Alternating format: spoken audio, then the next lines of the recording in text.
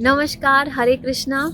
विशुद्धि चक्रा के बारे में आज बात करेंगे। ये हमारा 5वां चक्र है और ये हमारे कंठ में स्थित होता है।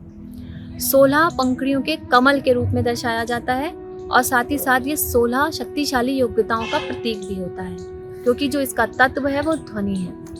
अब गले में स्थित होने की वजह से ये हमारे थायराइड ग्लैंड को, गर्दन, गले, दांत, मसूड़ों और श्वसन नली और हाथ पैरों को नियंत्रित करता है। अगर ये बैलेंस ना हो तो हमें थायराइड की प्रॉब्लम, गले में खरांश, गर्दन में अकड़न, दांतों की समस्या, श्वसन क्रिया में दिक्कतें आनी शुरू हो जाती हैं और हाथ पैरों में भी उत्पन्न होती हैं, क्योंकि विशुद्धि चक्र जो होता है उदान प्राण का प्रारंभिक केंद्र होता है।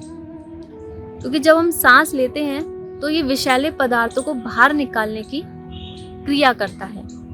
अब ये सिर्फ शारीरिक तौर पे नहीं, ये हमारे मनोभाव और मानसिक स्तर पर भी काम करता है।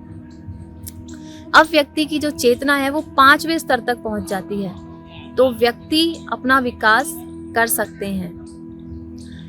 क्योंकि जब हम वाणी की सिद्धि प्राप्त कर लेते हैं तो व्यक्ति की एक तो आयु बढ़ जाती है, शब्दों का ज्ञान होता है, व्यक्ति बहुत विद्वान भी बन जाता है। और अगर हम इस चक्र को जागृत कर लेते हैं अच्छे से, तो हमें 16 कलाओं और 16 विभूतियों का भी ज्ञान प्राप्त होता है, जिसमें व्यक्ति तर्क वितर्क नहीं करता है और वो हर परिस्थिति में अपने आप को बैलेंस करने में कुशल हो जाता है। और अगर हम इसका ध्यान करते हैं अच्छे से तो इससे दिव्य दृष्टि और दिव्य ज्ञान भी प्राप्त होता है, जो लोक कल्याण के लिए बहुत प्रभावशाली होता है। तो इस चक्र के जागृत होने से व्यक्ति के अंदर एक कुशलता आ जाती है, व्यवहारिक तौर पे भी आत्म जागरूकता आ जाती है, प्रसन्नता आ जाती है। व्यक्ति क्रिएटिविटी उसके अंदर बहुत ज्यादा आने लगती है। तो इस चक्र के जागृत होने से व्यक्ति अपनी लाइफ को बैलेंस तो करेगा ही, साथ में बहुत सारी चीजों को अचीव भी कर लेते हैं। कहते हैं ना, जैसी वाणी होती है वैसा ही इंसान पाता है। क्योंकि अगर हम किसी से क्रोध में बात करें या हमारे शब्दों में वो मिठास ना हो, तो हम किसी को भी अपने, कहते हैं ना कि शब्दों का बहुत बड़ा जाल होता है, शब्दों से लोग बहुत ज़्यादा प्रभावित होते हैं, है ना। तो अगर हमारे शब्द अच्छे होते हैं तो लोगों के लिए बहुत प्रभाव उनका पड़ता है।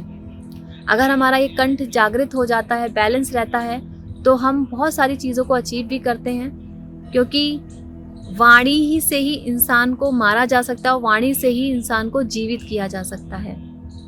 क्योंकि जब हम एक डॉक्टर के पास जाते हैं, जब हम बीमार होते हैं या परेशान होते हैं, डॉक्टर सिर्फ इतना सा धीरे से बोलते हैं कि कुछ नहीं होगा।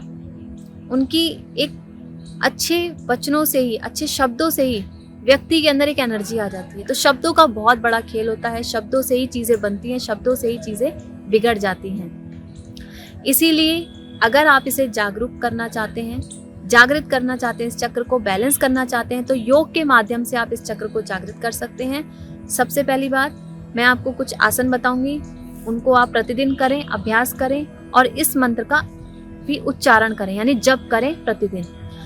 इसका जो मंत्र है वो है हम। अगर आप स्वच्छ जगह बैठ के इस मंत्र का जाप करते हैं तो ये चक्र जागृत होता है।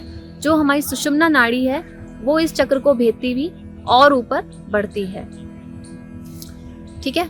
और जो आसन है, यानी कि माजरी आसन, मत्स्य आसन, सेतुबंध, बालासन और हलासन, इन 4-5 आसन का प्रतिदिन अभ्यास करें। आप देखिएगा बहुत प्रभाव पड़ेगा, आपको खुद में लगेगा आप अपनी बीमारी को खुद ठीक कर सकते हैं, बैलेंस कर सकते हैं और अपने जीवन को बहुत बेहतर और खूबसूरत बना सकते हैं।